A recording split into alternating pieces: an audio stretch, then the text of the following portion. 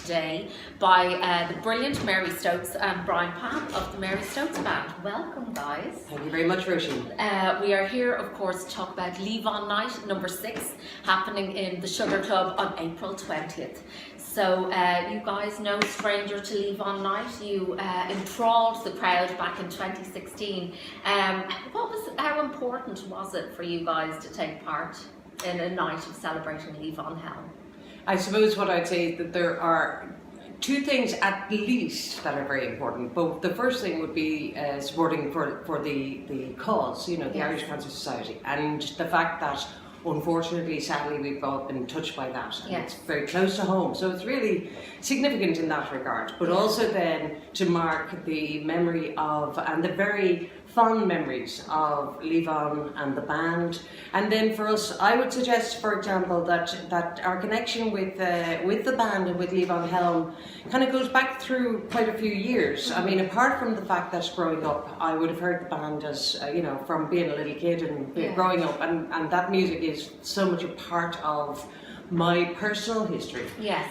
Then toward the end of the end of the 80s and early 90s, by virtue of music and by virtue of playing blues with a guitar player, Becky, who was originally from the US, and she lived in Woodstock. So we went over and toured over there in the US at that time, and we spent our time, we had maybe, I think, about 3, 4, 6, 5 weeks over based in Woodstock in the town. So that was sort of like one of these remarkable things that you think, wow, this is really the Woodstock. Yeah. Well, that's where we met Rick Danko, of course, and Levon, and got to hang with those guys. We were staying with Mike Esposito of the Blues Magoos, and the whole town was a big musical community, not unlike the gig, you know, that we're involved in here. There's a great community of musicians who all come together for this night.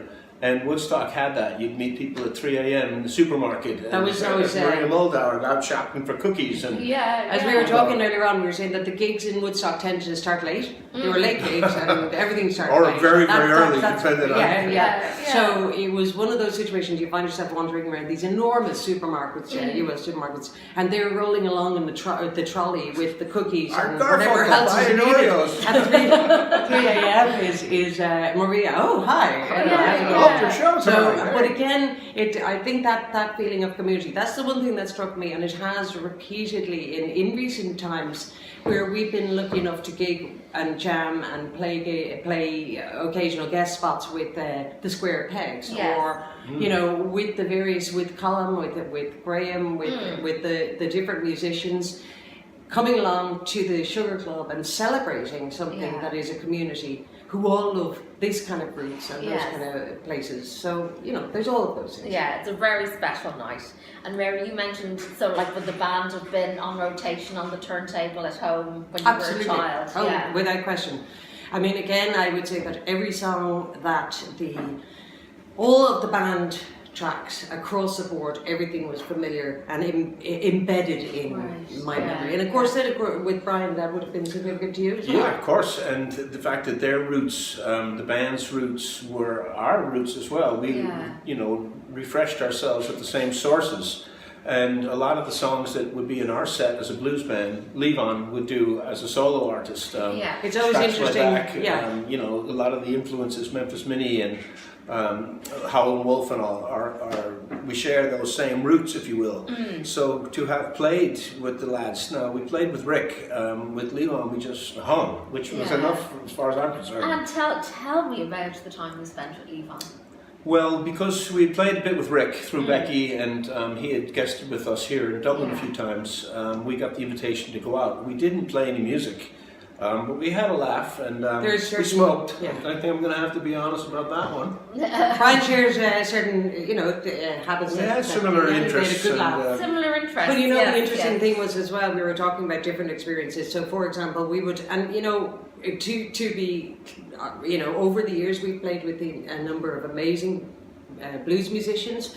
But one of the things that kept on coming back, we had a great opportunity to meet with John Lee Hooker, and that was completely unexpected and kind of one of these things you think, really, am I sitting here doing this? So similarly, in that situation, I found myself referring to musicians that we had worked with. In the same way we were referring to people that we knew. So, you know, you have all the time. So, for example, even, I thought it was funny, Maria Muldar. Yeah, BB, we were with BB last week. We jammed with Maria Muldar, and she was hilarious. She was supposed to, at the time, she should have been out on tour with Counties. It was kind of a revival tour, and so that didn't work out. So Maria was really obviously kind of frustrated, but she was genuinely hilarious and really warm and very funny, and she did an excellent Joan Baez impersonation, which I have to say, that's her. That was very interesting for me because I felt the same way as what I was saying. But anyway, she was also, you jammed with her, and she was there like. Thanks for asking. For remembering. She said that I reminded her of Paul Butterfield, and then she said, "You can't play as good as Paul, but you remind me of him." And I'm not sure if that was in a good or bad way. It was. She was. I could see she was a bit emotional, and I certainly was taking it as a compliment. But again, that route, you know, when we played with the Square Pegs, we did a Paul Butterfield who had jammed with the band. So all of those things, we would go out to Bearsville, and we swam in the same swimming holes and Big Deep there. Big Pink, we were at Big Pink, and again, it's kind of one of those moments where you think, you know, there is a reverential aspect to it, but there's also a really human, you know, that's actually the place, and that's where this happens. And again, when you're engaged with music, sometimes I think when you stand, you know, as a kid, music from Big Pink was like, and all of these things are enormously unattainable, and at the same time, maybe what appeals to me in blues is that it's people behind it, it's humanity behind it, and it's vulnerability. And in a way, I suppose, other things I love about Levon, I'm a really big fan of his acting, for example, and I think his characterization of someone who's kind of maybe desperate or lost or confused or of a different time, you know, the different persona that he kind of brought to it in a real simple way, in a very underplayed kind of way. You can see that from the outtakes from The Last Waltz when he's talking.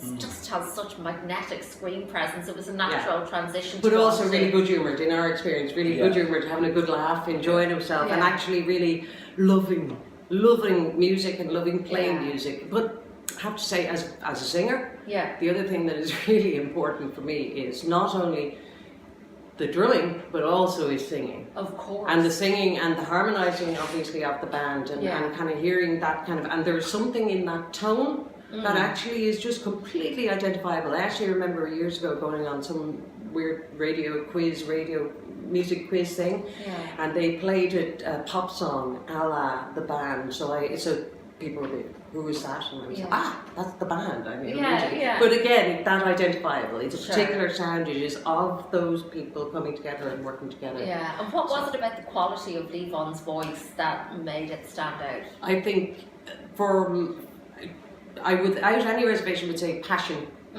So commitment and passion and kind of giving it and belief and really singing something that, you know, as you often kind of comment, doing something from the inside out. It's not actually coming from a cerebral place, it's coming from a genuine Even when in The Last Waltz when he's playing Dixie, you know, you can see me almost lifts himself up off the drum stool and is hollering into the microphone. It's a physical thing.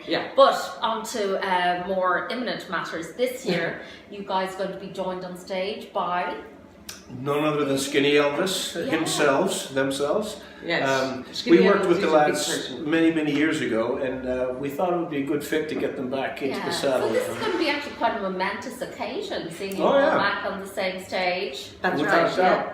We're going to bring our flavour to it, and we're going to have the lads rocking it up, and with all of the appropriate howling and screeching and brilliant guitar work and all of the rest of it.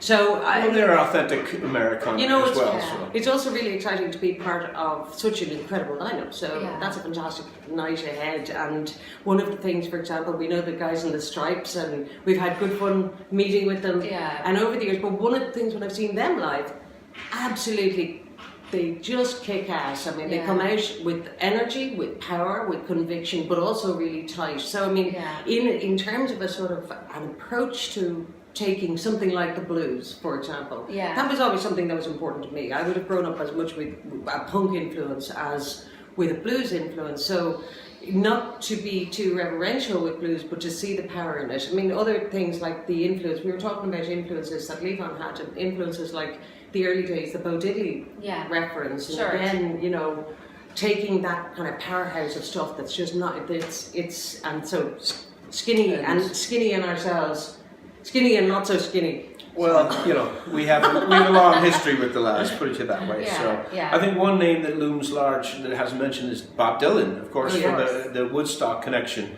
And one of our theme songs has been a Billy Boy Arnold obscure kind of blues track. Well, it's quite well known if you're a blues enthusiast. But we heard a Dylan album where he was using Billy Boy Arnold's band as a backing band, and they played Maggie's Farm exactly the way they played Wish You Would. It's like one of those moments where you're saying, hang on a minute, I know that song. We've mixed that together, so we have that connection, and you can feel that up in Woodstock. You know, when we were talking about meeting these people, it's that kind of a place where there is such a strong community that you do find people coming to your gig and, you know, in the audience being amazed by who's sitting there. And that kind of community, you know, we stayed in a place where they said, well, you know, that is the brass bed that lay across my big brass bed you're sleeping in. And I said, well, gee, we didn't know that. And, hey, you were out there by the bank of sand. That's the bank of sand where you watch the river flow. And again, it's kind of... Really? Yeah. It's sort of, it's almost like you can't believe it's happening. We were in, we saw Blondie sitting there having pancakes beside us while we had our little breakfast in the local diner. You see, it's upstate New York, so again, it's recreational for a lot of people, and then there's also a community, and there's the kind of